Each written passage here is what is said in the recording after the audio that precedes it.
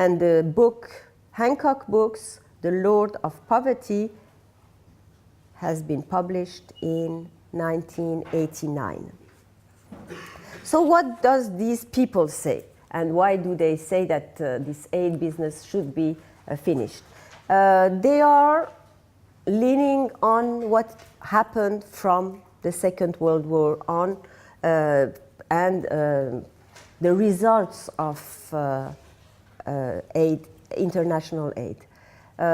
They just focus on all the failures. And it's true that, of course, there have been some changes. There have been some things that have been positive, but the amount of things that are not going on, well, may make some people conclude that it's not really a good thing.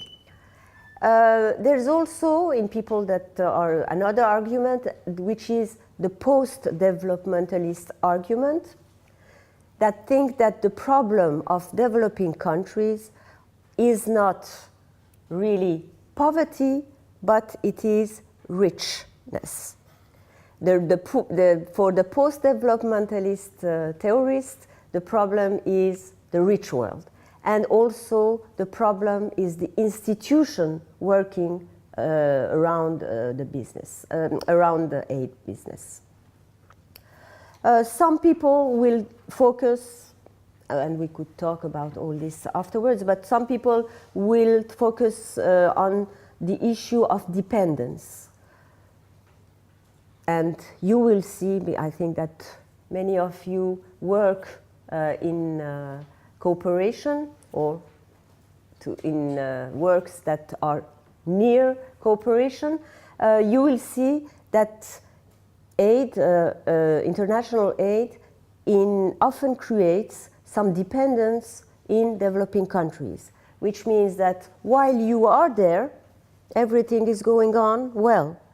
But when you finished your contract, when you come back or go in another country, the specialists or the officials of developing countries cannot do development by themselves.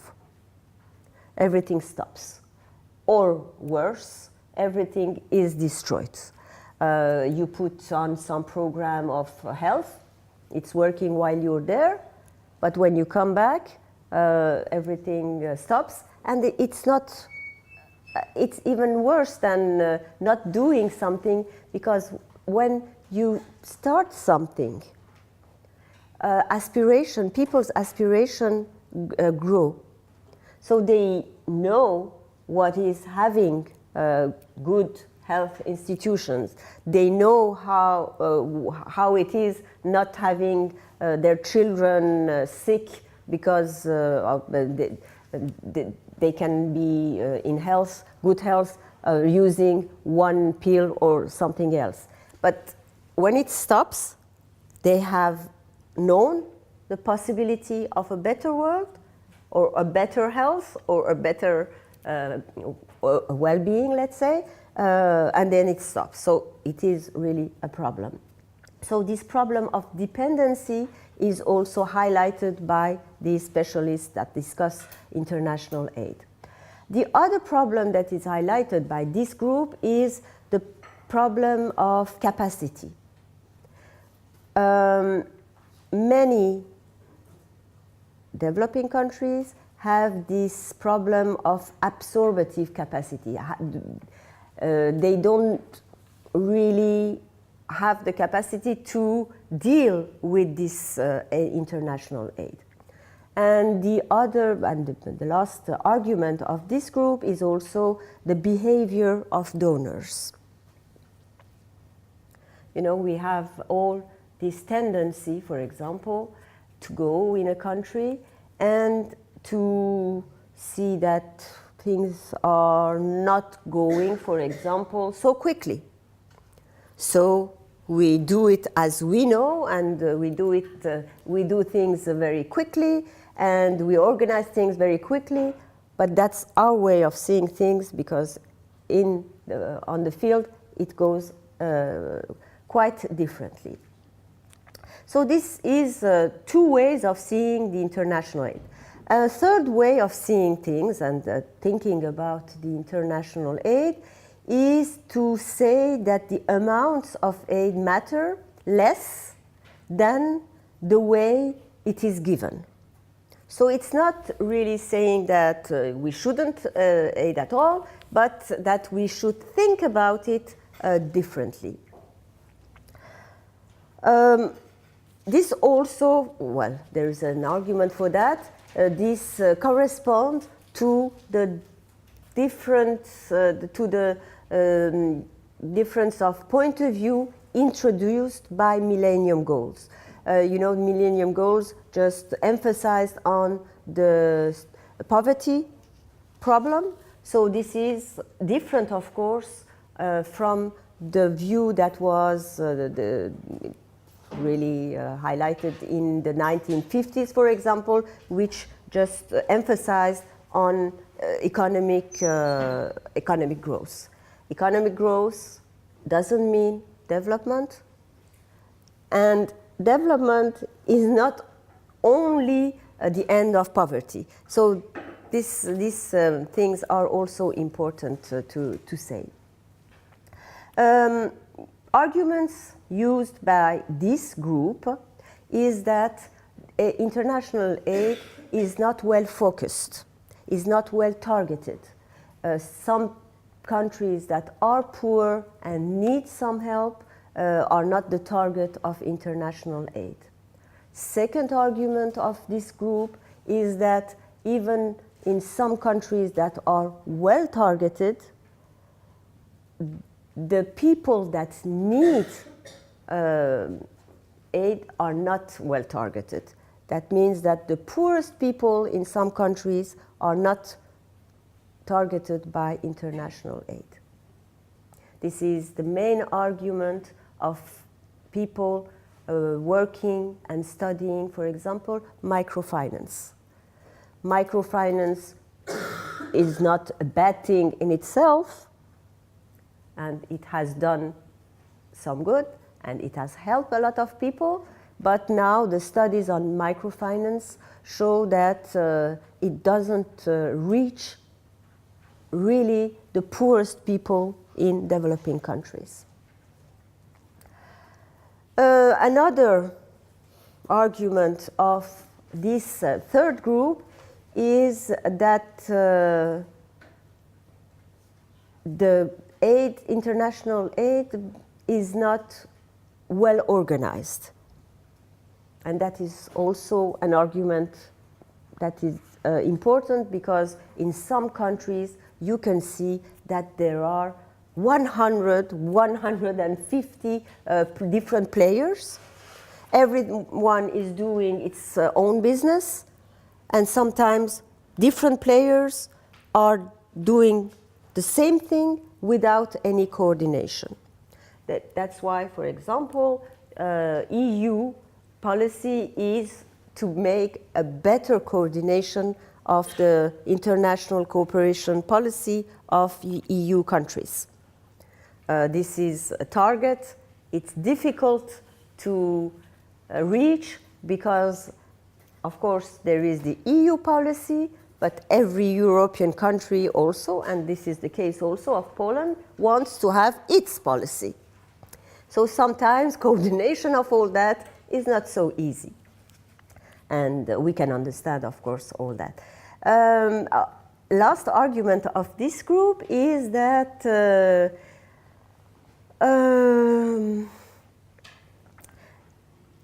linked aid has done not very good, has not have good consequences. You know that from 1950s to now, international aid has been also a linked aid. That means that I give you something, but you have to buy something from me. So this has, of course, weakened the efficiency of aid. And the last argument for this last group of seeing international aid is those who think that, in fact, the international aid and the amount of money spent in international aid is not really important compared to what comes from foreign policy, to what comes from migration policies, and to what is spent in other fields than cooperation. For example, in this group, we can see that, of course, United States foreign policy was not, well, when United States in the 1950s began its international cooperation policy, it was not really the cooperation which mattered, but the foreign policy of United States. And I will talk about it, which was trying to fight USSR and the Cold War. Today, Chinese policy, cooperation policy, can also be explained like that, which means that Chinese people have also a diplomatic agenda and they want to expand their influence. It's not only cooperation and development matters that are important for that are important for China. And of course, in this group, when you compare the amount of money spent for international aid to what is spent for military budget or security budget, well then, of course, this international aid is perspective is quite weakened. So that was my introductory remarks to the question to the issue of international aid. So maybe some words now on how it began.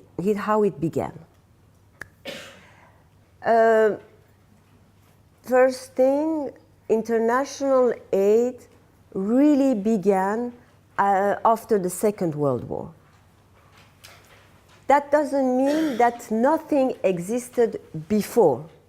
There were some international aid and some cooperation, but maybe it was not so important compared to what happened after the Second World War. And for the specialists and for the scholars, let's say, everything began in 1948, 1949, in a really special context. 1948 is the time when the World Bank declared that all the countries that have less than $1 per person revenue are poor. This is important because this $1 thing is still a problem. If you change this $1 to $1.50, the category in which they are poor people will change a lot. At that time, this $1 thing was a new argument, of course, and a lot of people that didn't view themselves as poor so that they are now in the category of poor. I mean, before that, you could be Iranian, you could be Peruvian, you can be Congolese, but you were not poor. You didn't belong to this category. But after that, there was a new category on which, of course, international institutions could work. And I think that it's important to focus on the term category because it's we are all working on this in this philosophy. So 1948 is some time important, but even more important is the 1949 discourse of President Truman.